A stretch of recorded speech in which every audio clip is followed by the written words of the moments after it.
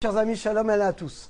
On a deux parachutes, Béar et Bechukotai, et on va voir aujourd'hui comment peut-on réussir à graver la Torah sur notre cœur. Le cours est dédié alors pour Madame Kadouz, Pascal, donc pour le Mazal, la santé de Pascal, Rivka, Bat, Messaouda, Kadouz, et pour toute la famille et pour tout le clan Israël. Alors mes chers amis, d'abord un Rashi qui est fabuleux. Si vous allez dans mes décrets et que vous gardez mes mitzvot et que vous faites les mitzvot, demande Rashi, c'est quoi si vous allez dans mes décrets? Nous on dit, c'est l'accomplissement des mitzvot.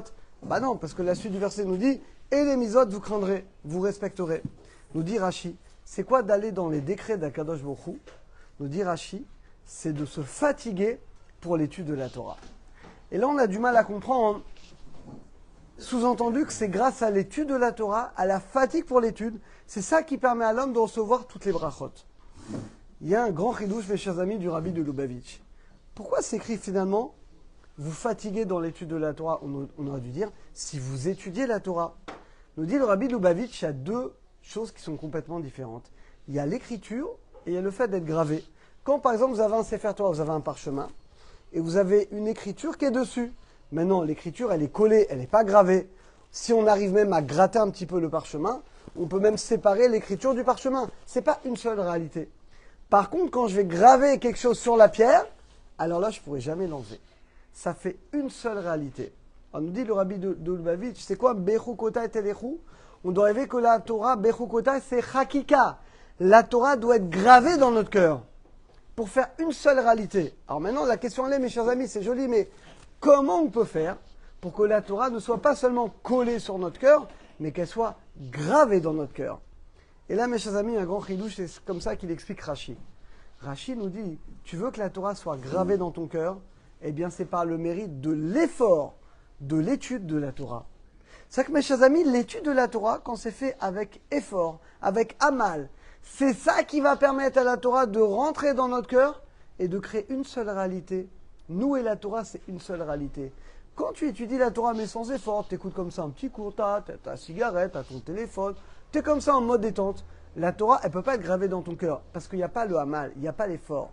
Qu'est-ce qui fait que la Torah va être gravée dans notre cœur et qu'on va fusionner avec la Torah? Nous dit le Rabbi de Lubavitch, c'est une seule chose.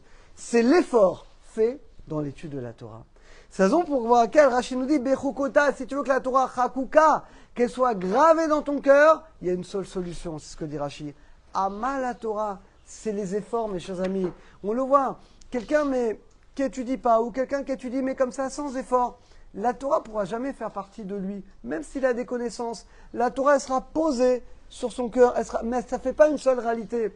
Pour Bechukota, qu'elle soit Chakuka, si tu veux que la Torah soit gravée dans ton cœur, il y a une seule possibilité finalement, c'est l'effort dans l'étude de la Torah. Et c'est pour ça que Rashi nous dit l'étude de la Torah, l'effort dans l'étude de la Torah. De tout ça, on doit apprendre, mes chers amis, combien chacun d'entre nous, on doit faire des efforts pour étudier la Torah. Calvachomer, quand on s'approche de Shavuot, on va être tous jugés sur le limud de la Torah. Vous savez, on commence les 10 commandements par Anochi. Et vous savez que le Aleph, la première lettre Aleph, c'est un Yud en haut, un Yud en bas, et au milieu, un Vav. Le Yud en haut, c'est Akadosh Baruch Hu. Le Yud en bas, c'est nous, c'est le Juif. Et le Vav, c'est quoi le Vav? C'est la Torah. Pourquoi le Vav, c'est la Torah? Quand est-ce qu'on a reçu la Torah? Le 6 Sivan. Vav, c'est valeur numérique 6. Pour nous dire, mes chers amis, comment on se lie au maître du monde? Comment on va se lier avec avec le Anochi? Aleph, c'est Anochi Hachem. Comment on se lie? Par une seule chose, par la Torah. L'étude de la Torah, l'effort que tu vas faire dans l'étude de la Torah, c'est ça finalement, mes chers amis, qui va te permettre de fusionner avec la Torah. Alors, il demande le Rav Abergel, le Rav Yoram Abergel Zatal, il dit, tout ça c'est très beau quand quelqu'un, Baruch Hashem, il étudie toute la journée ou la majorité du temps. Alors, Baruch Hashem, quelqu'un, il est tout le temps en fusion avec la Torah, donc avec Akadosh Baruch Hu. Mais quelqu'un qui n'étudie pas la Torah toute la journée, qui étudie vraiment très très peu, comment il peut faire? Eh bien, c'est écrit dans le Shulchan Aruch.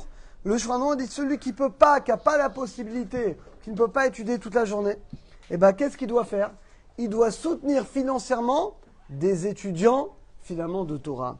Et par le mérite que toi, tu vas soutenir, un avrer, quelqu'un, tu vas le financer, et tu vas partager les mérites avec lui de l'étude de la Torah.